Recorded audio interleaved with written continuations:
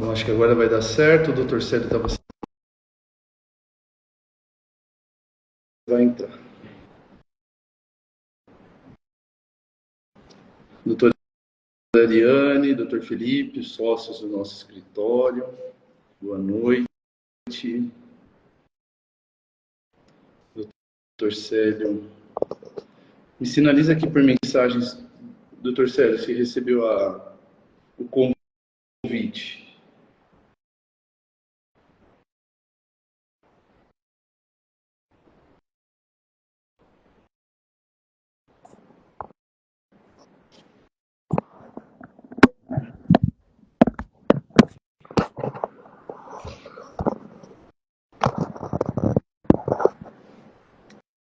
Acho que agora vai entrar.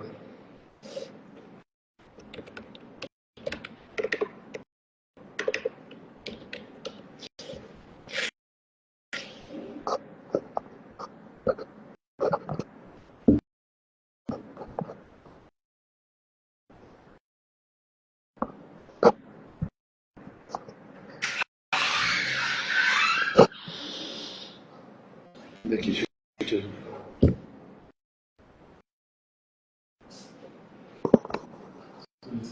Daqui.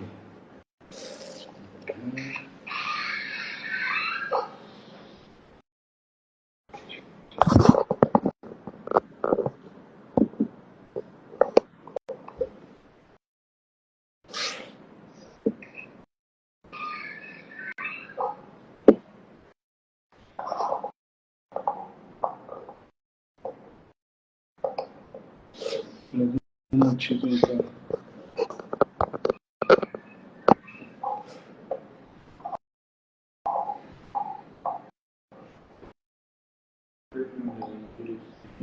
Não, por ser pepino.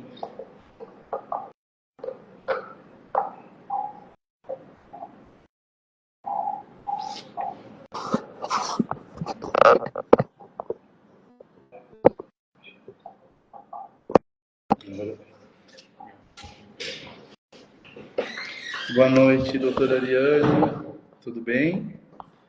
Marileia, minha prima e nossa cliente, né?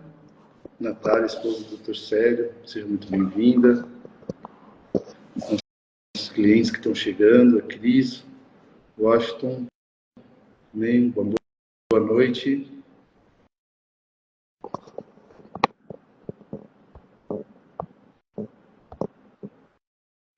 O Dr. Célio está com algum problema de conexão.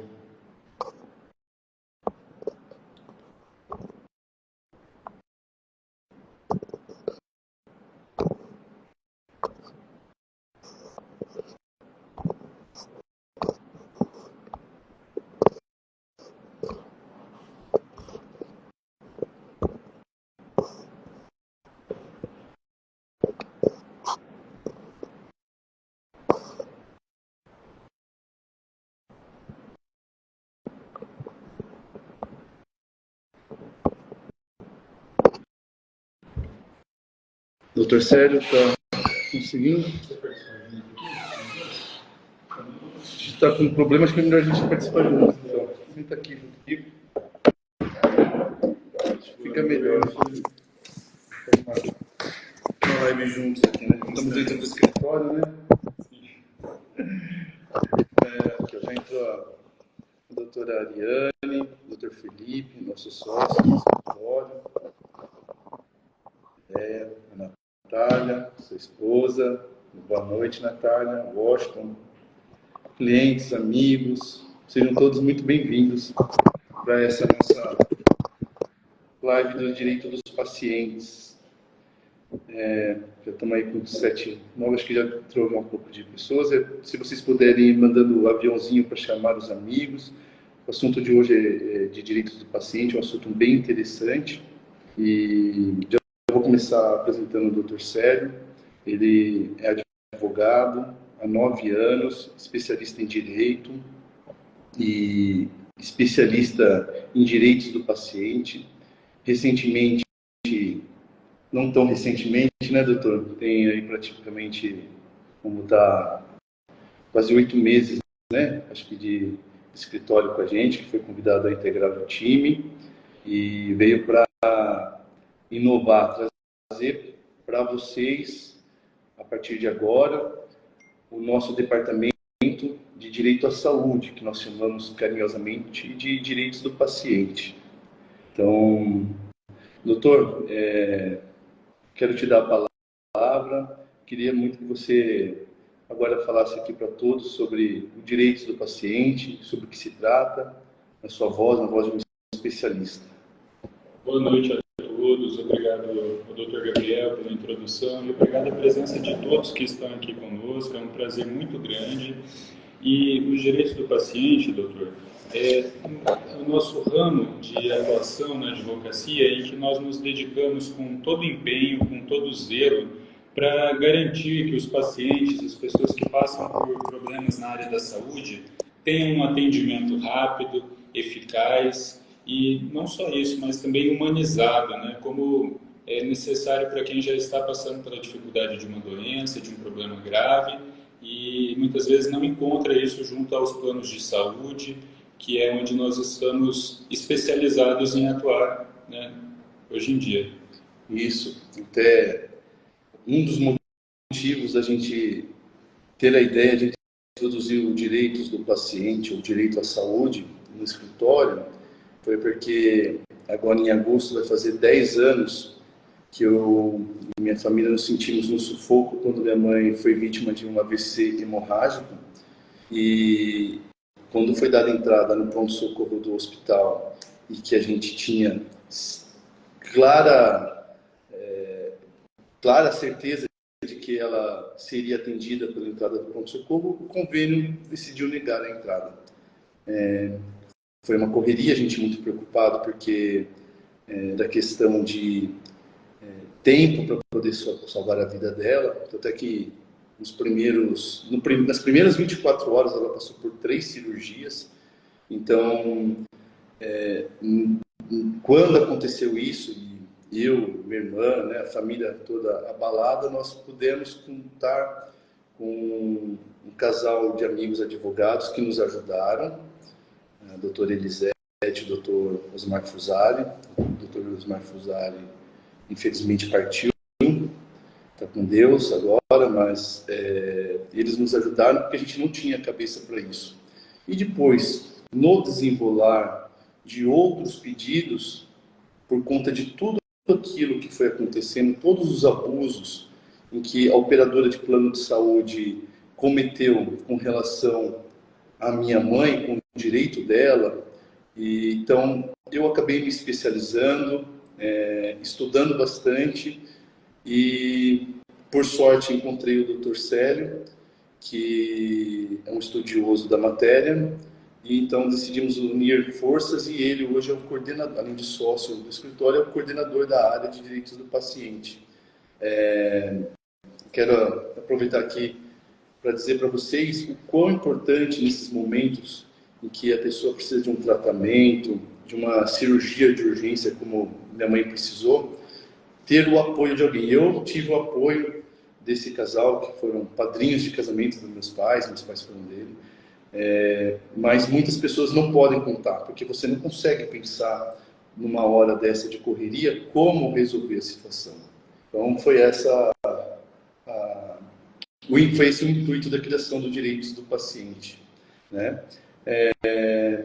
Dr. Célio, gostaria que você agora falasse um pouco aí também sobre o que você tem a falar sobre como nós podemos ajudar a quem está nos assistindo, nossos amigos, nossos clientes, você que está assistindo que ainda não nos conhecia, com as ações do direito do paciente.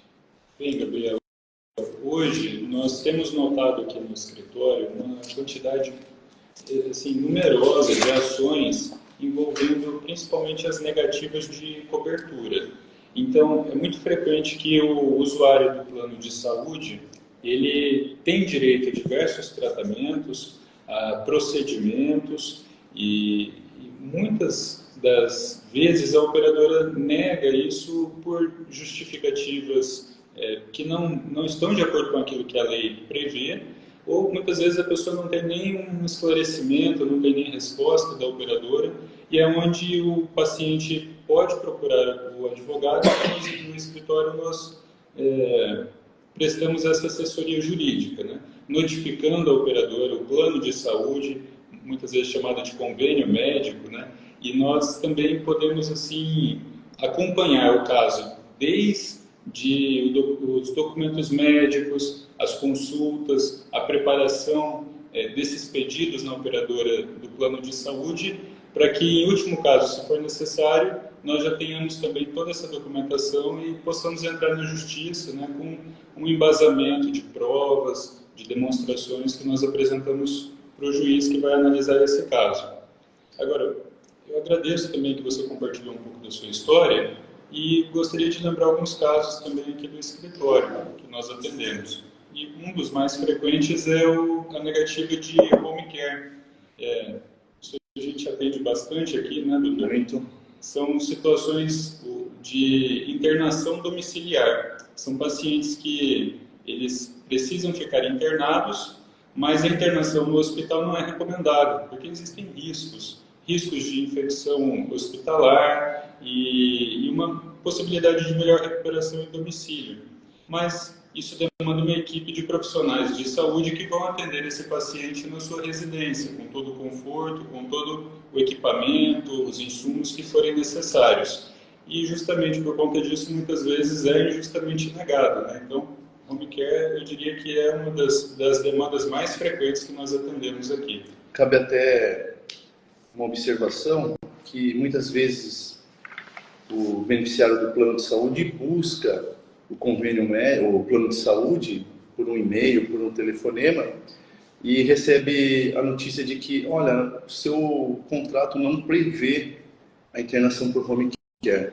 Então, mesmo nesses casos, com o apoio de um advogado, né, você consegue, na justiça, obter uma liminar para conseguir essa internação, doutor, né? Sim. Acho que vale a pena deixar bem frisado isso, porque às vezes a pessoa, então vou ficar com o meu ente querido no hospital para o resto da vida se ele não consegue sair.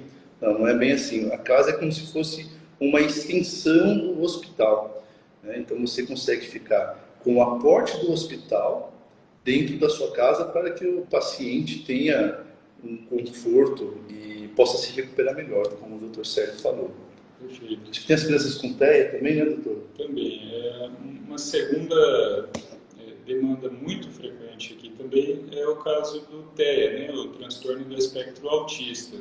E hoje em dia nós percebemos que não são poucos os casos em que a criança tem necessidade de profissional de acompanhamento escolar, neuropediatra, terapia ocupacional e, sobretudo, a terapia ABA, que é o procedimento, o tratamento mais avançado e mais recomendado pelos médicos, e é o tratamento que muitas vezes tem gerado aí uma insatisfação por parte dos consumidores, porque às vezes a operadora alega que não tem profissionais na sua rede credenciada. Só que o que acontece é que esse tratamento está previsto na cobertura mínima. Então, todo o plano de saúde deve fornecer a terapia ABA e os profissionais que são necessários no acompanhamento de uma criança autista. Não é possível um plano de saúde não ter cobertura mínima. Então, sim, com certeza. Você está nos ouvindo agora, nos assistindo agora, e deve estar pensando, mas no meu contrato não fala nada sobre o atendimento do meu filho, do meu neto autista. Então, saiba que a própria Agência Nacional de Saúde, através de algumas resoluções, né? Algumas resoluções, ela acaba disciplinando como deve ser feito esse atendimento, né? Dizendo, olha, para o autista cabe, para aquele que tem o autismo e síndrome de Down, ou até mesmo para doenças diversas. Então, não se pode ficar restrito apenas àquilo que está no contrato. Por isso que é muito importante, em uma situação dessa, não se dar por satisfeito com a resposta do plano de saúde. Perfeito. Uma revisão que nós fazemos no contrato sempre tem gerado essa percepção de que aquilo que está no contrato e que o consumidor acredita que se limita àquele contrato, os direitos dele, é muito insuficiente, está muito distante do que deveria ser, né? Então, nós entramos na justiça e fazemos esse pedido. Importante lembrar também que, em outras situações, a operadora defere o tratamento, fornece um profissional que vai acompanhar a criança, mas em quantidade insuficiente. Se deve ser 1 hora de psicoterapia, de terapia ocupacional, a criança recebe meia hora, quando não em outra cidade também, né? Tem que sair de uma cidade para outra, sendo que existem profissionais no próprio município. Então, uma criança com autismo tem que fazer uma longa viagem, desgastante, para poder receber um tratamento necessário, sendo que poderia ser no próprio município. São problemas assim que mostram que precisa de um olhar mais cuidadoso, mais humano para o paciente, e não da forma como muitas vezes nós nos deparamos, assim, uma visão mercantilista, né? Evitar um gasto ali de fornecer um atendimento mais próximo para, de repente, querer disponibilizar um profissional que fica a uma distância maior por uma questão de custo. Então, não é isso que a lei orienta, e é isso que nós, muitas vezes aqui, conseguimos garantir também para as nossas crianças, né, os nossos clientes aí, que graças a Deus temos a oportunidade de ajudar, né, doutor? Em outras palavras, o fornecimento do tratamento de modo precário, né? Então, a criança precisa de segunda a sexta de 1 hora de terapia, 2 horas. Então, a terapia tem que ser integralmente entregue conforme a prescrição do médico que está acompanhando a criança. Então, não adianta só para cumprir tabela dizer que vai fazer o plano de saúde, entregar a fonoaudióloga por 30 minutos ou a terapia com a psicóloga, né, a psicopedagoga por 15 minutos ou meia hora e dizer que está tudo bem. Não, porque se a criança não aproveitar a janela neural que ela tem para poder absorver aquilo que está de acordo com a idade dela, e se não absorver integralmente, não vale de nada. O plano de saúde está tratando aí da criança como um número. Estou cumprindo a tabela, já dei meia hora, por que tem mais? Não, o tratamento tem que ser de um modo que seja satisfatório, que satisfaça todos os requisitos que for dado pelo relatório médico. O relatório médico determinou que seja 1 hora, 2, 3 horas, deve ser feito isso, né? Sim. Doutor, acho que valeria a pena a gente falar também sobre a cirurgia robótica, né? Que está muito em voga, muita gente nos procurando. Sim, a cirurgia robótica é uma forma de tratamento, é uma cirurgia avançada que envolve uma tecnologia elevada, né, e um especialista que domine também essa técnica, e ela, em geral, não está inserida nessa cobertura obrigatória. Então, ela muitas vezes é considerada uma opção facultativa do paciente. O plano não fornece cirurgia robótica em geral, e a pessoa às vezes opta por fazer no particular para ter uma recuperação mais rápida, uma cirurgia mais tranquila. Porém, existem casos em que o médico recomenda como a forma mais adequada para preservar o organismo, preservar um órgão e muitas vezes até salvar a vida desse paciente, é essa modalidade de cirurgia. Então, sim, a cirurgia robótica, nos casos em que tem uma recomendação médica de que essa técnica é a mais recomendada, é a ideal por uma necessidade imperiosa de saúde para conservar a vida daquele paciente, essa pessoa, sim, tem o direito de receber essa cirurgia da modalidade robótica através do seu plano de saúde. Doutor, até fazendo um paralelo com o que aconteceu com a minha mãe há 10 anos atrás, que nós precisamos sair com ela com urgência de um hospital de grande porte, de recursos, fazendo um paralelo com a cirurgia robótica, que uma pessoa talvez possa estar precisando e precisa dela com uma urgência. Explica um pouco aqui para quem está nos assistindo, como que nós conseguimos essa liminar? Quais são os requisitos para que essa liminar seja satisfatória, que essa liminar seja forte, firme, para que o paciente consiga aquele tratamento, aquela cirurgia que ele precisa naquele momento? Muito bem.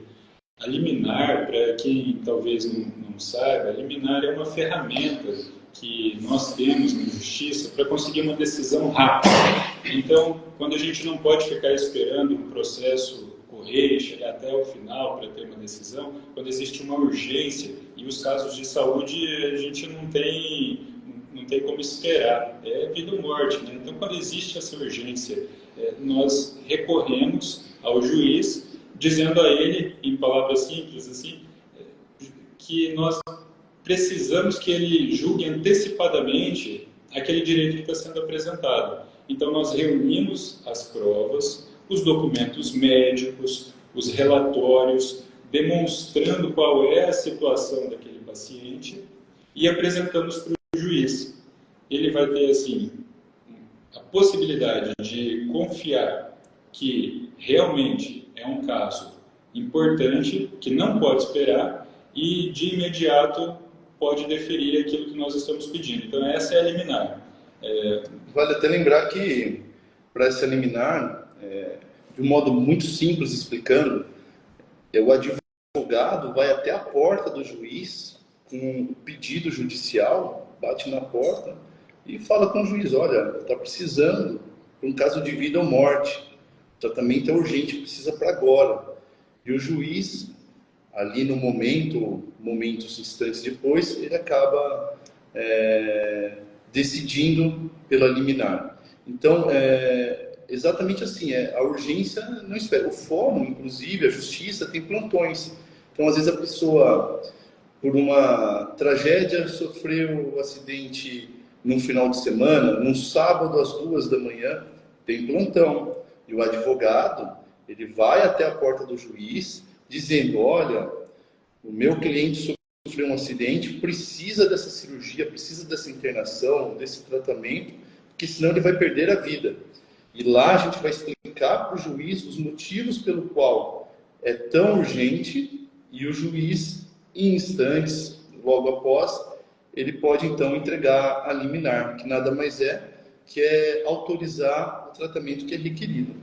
Sim, né? perfeito. Isso. Agora, mudando um pouco de assunto, eu queria falar um pouco sobre os reajustes abusivos de plano de saúde que tem ocorrido muito. Muita gente também nos procurando. Após a Covid, a impressão que dá é que os planos de saúde gastaram muito dinheiro e estão cobrando alto, né, abusivamente, dos seus beneficiários. E temos casos aqui no escritório que em um ano teve correção de quase 50%, né, um abuso. E nos últimos 5 anos deu 200%, mais de 200%, né?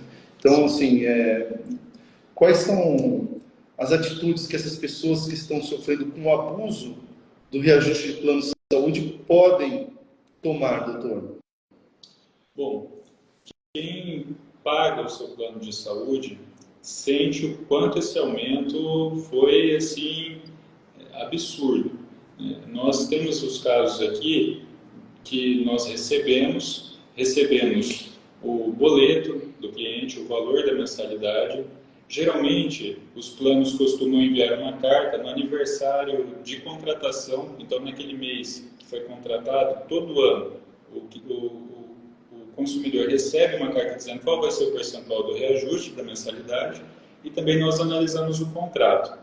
Com essa documentação, é possível verificar se os reajustes que estão sendo aplicados estão dentro de o que é previsto pela Agência Nacional de Saúde Suplementar como adequado para corrigir o valor do plano conforme a inflação, a variação dos preços, ou se a operadora está se aproveitando para elevar muito acima da inflação, muito acima daquilo que seria o justo. Então, fazendo esse cálculo, nós conseguimos passar para o nosso cliente uma noção da diferença que ele tem pago em relação ao que deveria ser e o que está sendo cobrado. E, além disso, a gente pode pleitear na justiça o reembolso pelos valores que foram pagos indevidamente, além do que era o justo, e também a redução dessas parcelas para o patamar correto. Isso. Uma outra questão que custa muito a paciência dos beneficiários do plano de saúde, que acho que também é importante nós comentarmos, é a respeito das carências, né? O paciente precisa fazer um tratamento médico e ele encontra um óbice porque ele não cumpriu ainda a carência para aquele tratamento. E aqui a gente está falando de diversos tipos de tratamento, desde um tratamento de medicamento a uma cirurgia, a quimioterapia, né, cirurgia robótica. Então, doutor, como é que fica essa situação? Explica um pouco para a gente aí sobre a questão da carência. Os períodos de carência são previstos na lei dos planos de saúde e eles têm um máximo, né, um limite máximo que pode ocorrer essa recusa de atendimento aí porque a pessoa contratou recentemente e tem que aguardar a carência, né, o prazo definido.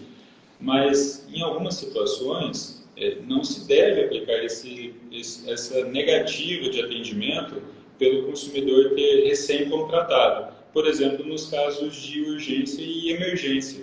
Então, se alguém chegar em uma situação de emergência, num pronto atendimento do plano de saúde, jamais a operadora poderia negar o atendimento dizendo que aquela pessoa não cumpriu o período de carência. E, infelizmente, por incrível que pareça, acontece com muita frequência.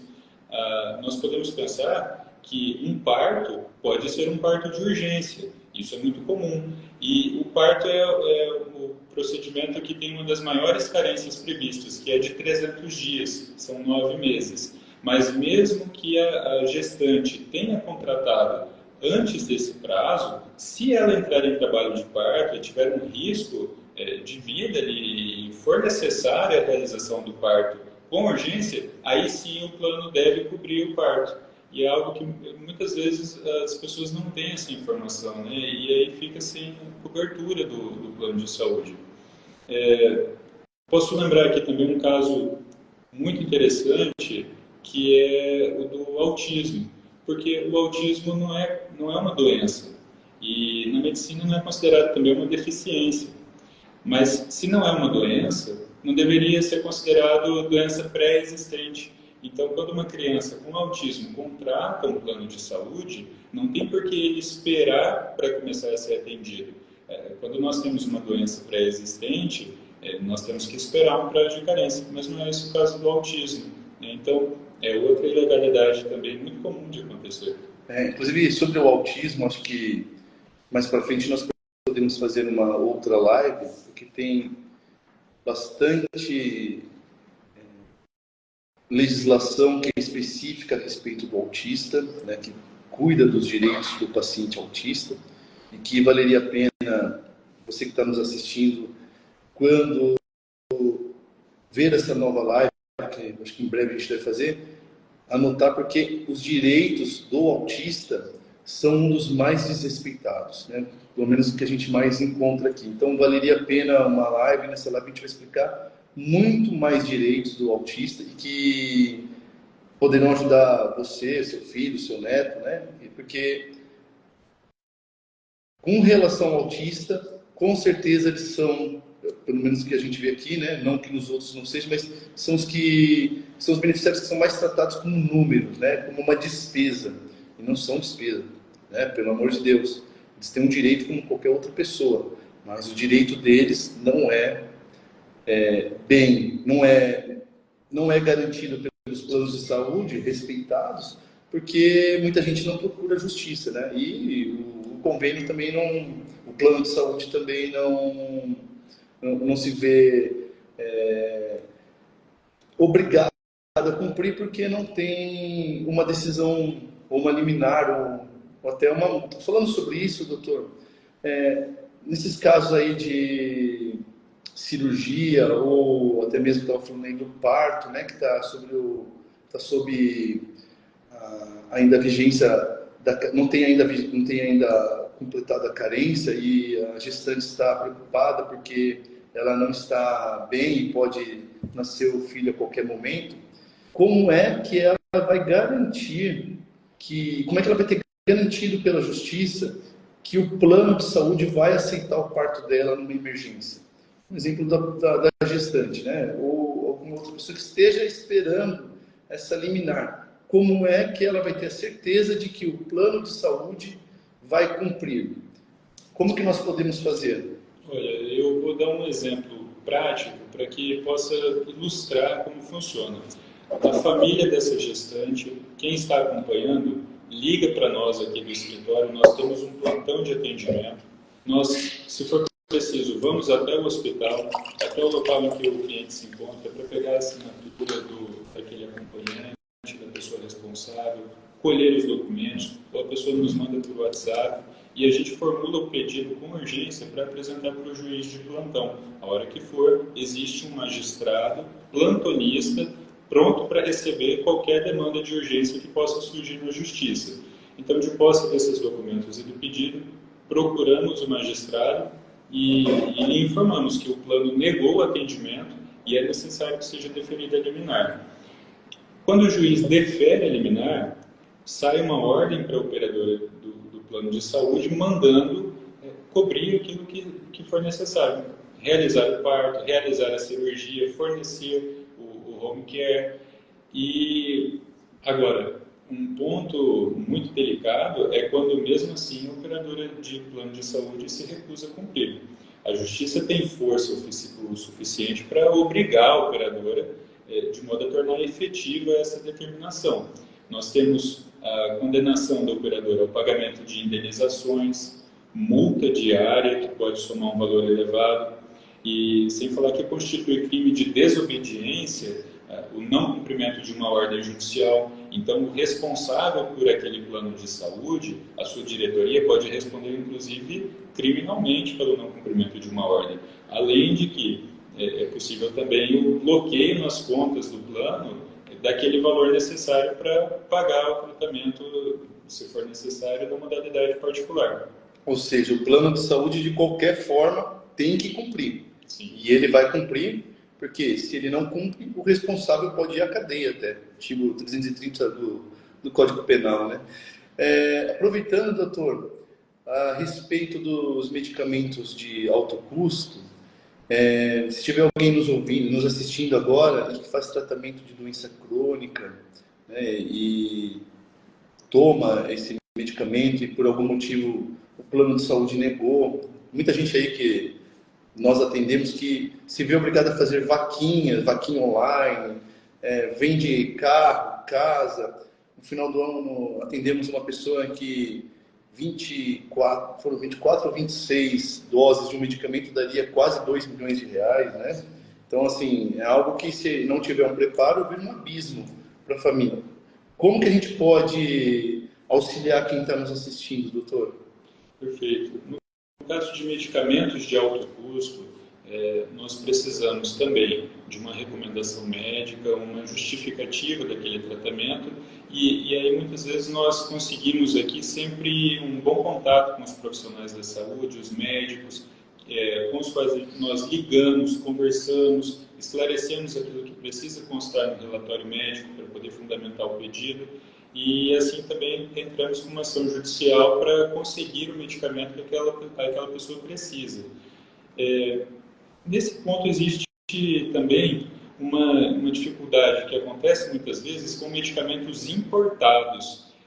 Muitas vezes doenças raras, doenças que exigem uma medicação inovadora, que já foi lançada em outros países, já foi aprovada, por exemplo, nos Estados Unidos, mas ainda não teve aprovação junto à Anvisa no Brasil.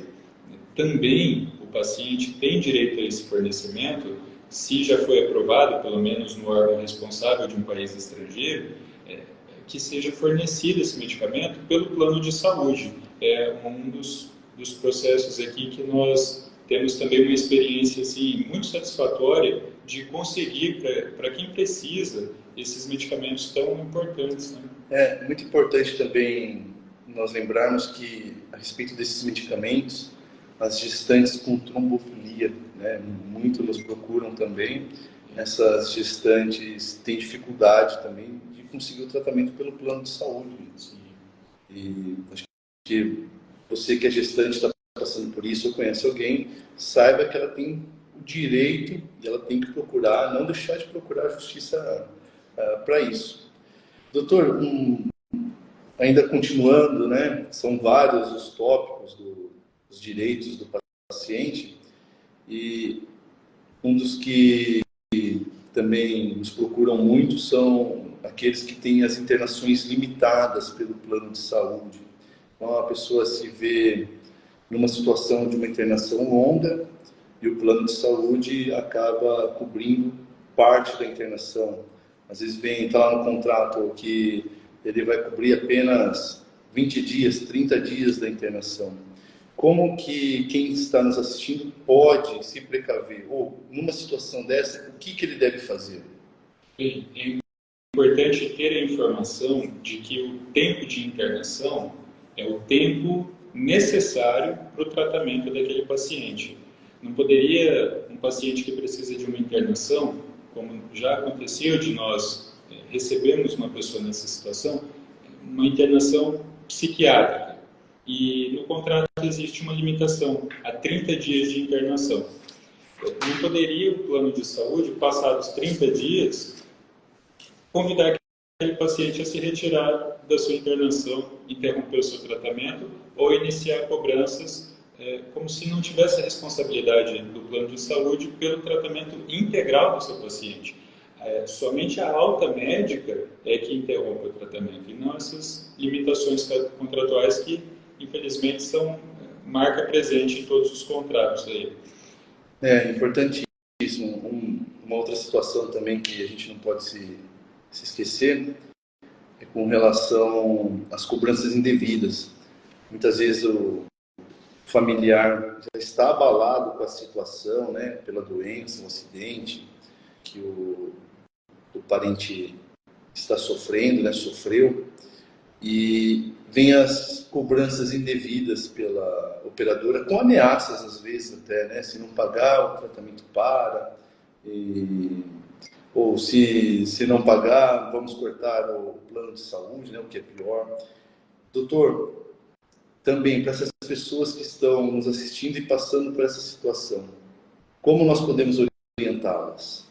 Bem, em casos de cobranças indevidas, nós temos uma situação muito delicada, em que de um lado existe um ser humano que precisa ser atendido, que precisa receber os cuidados para a sua saúde, e de outro lado, certas exigências como a do famoso cheque calção.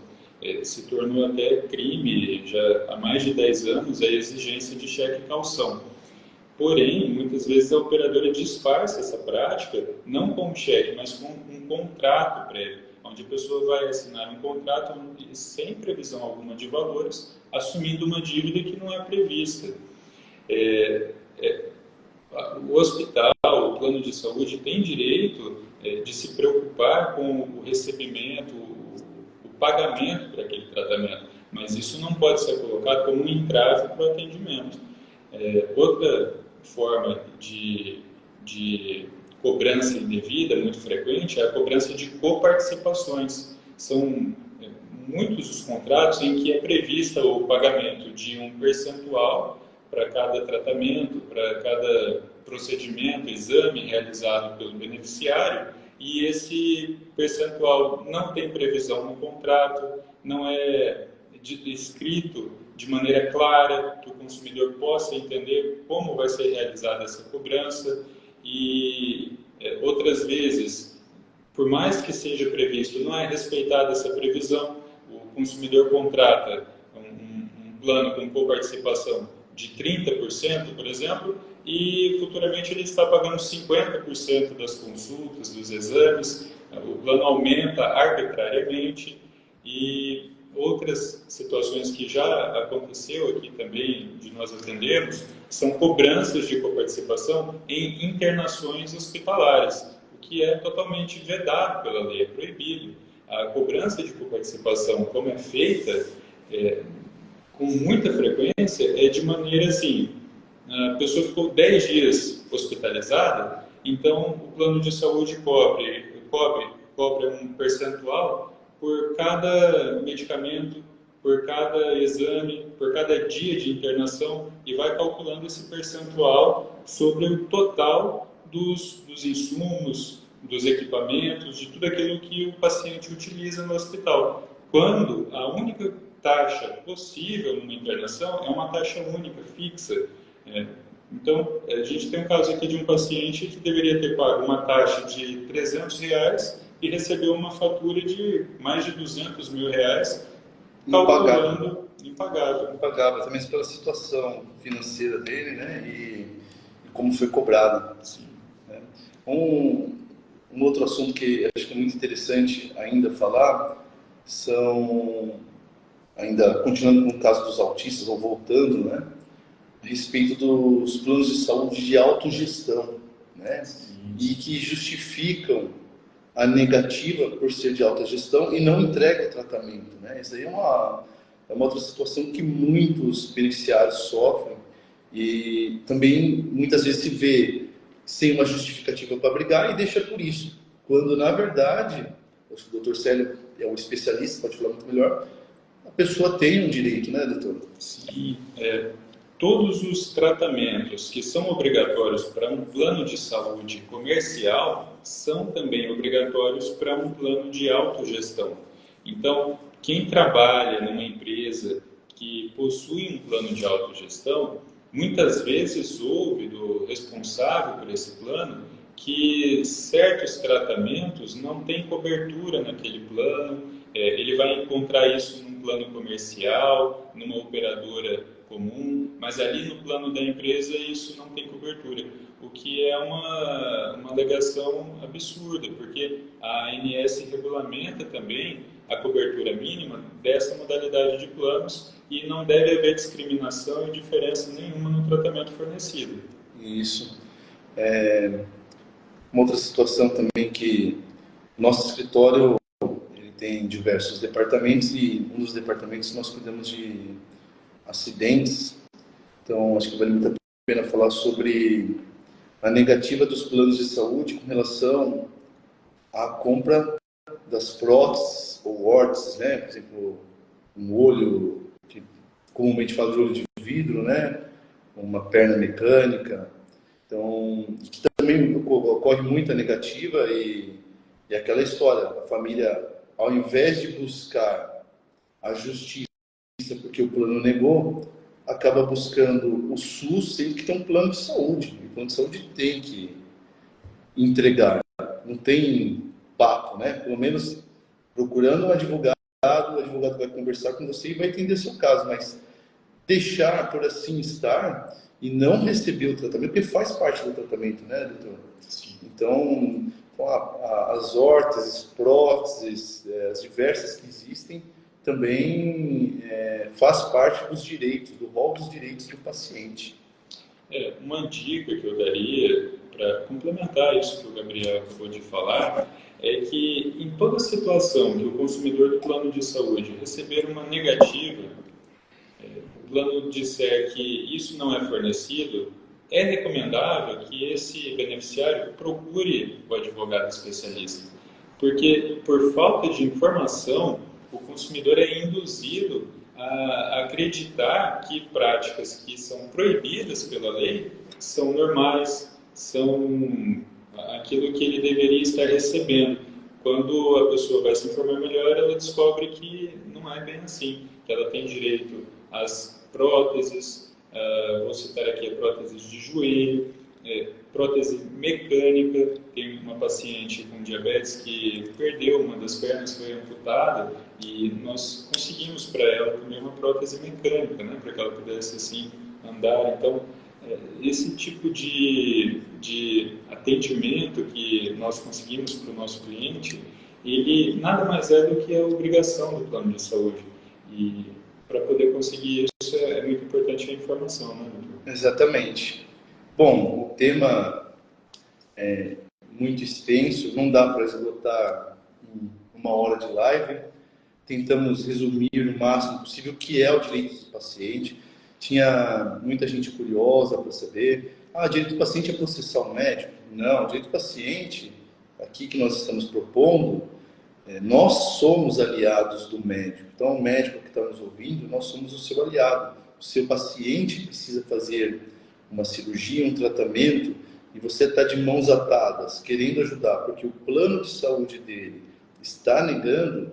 Então, saiba que existem direitos que podem ser requeridos na justiça, com urgência, se for o caso, para garantir que você, médico, possa fazer o melhor tratamento possível para o seu paciente. Então, a intenção aqui não é...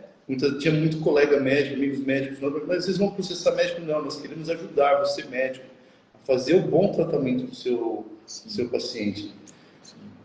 Doutor, quer falar mais alguma coisa? Bem, eu gostaria também de orientar a sempre que for entrar em contato com o plano de saúde, guardar as provas. Se possível, grave a ligação ou mande por escrito, guarde um print, para poder demonstrar a forma como está sendo conduzido esse atendimento, as negativas e assim poder pleitear os seus direitos. Essa é uma recomendação que nós sempre passamos aqui e uma orientação geral. Exatamente.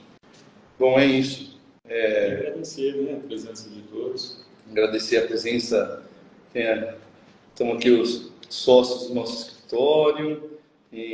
Aqui a Aline. Aline, tudo bem? Amanda Moreira, Camila, a Maria Fernanda Neto, minha esposa. Um beijo, Maria Fernanda.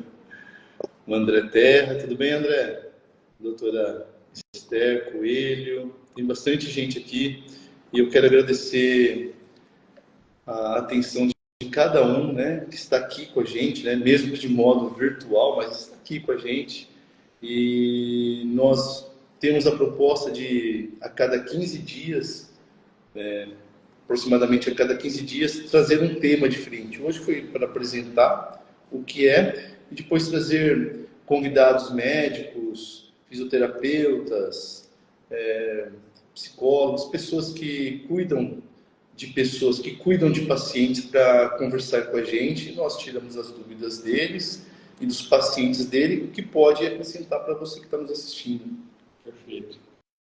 Então, muito obrigado, foi uma satisfação e nos colocar à disposição também. Algumas pessoas mandaram dúvidas ali, eu li a dúvida da Joyce, nós vamos entrar em contato, fazer o possível para ajudar e quem quiser também tem nossos contatos e pedir que nos siga nas redes sociais, os direitos do paciente, Gabriel Tavares, Advocacia, para que nós possamos ter esse canal de fornecimento de informações e esse contato sempre aberto. Isso. O nosso WhatsApp é o 19 3666 1525. É o telefone fixo do WhatsApp. Tá? Então, você pode entrar em contato a hora que for. Nós vamos disponibilizar nos próximos posts o nosso site, que está ficando pronto, um site muito bom, né? Cheio de abas, cheio de informações, com blog. Estamos investindo muito nos vídeos para poder informar bem vocês.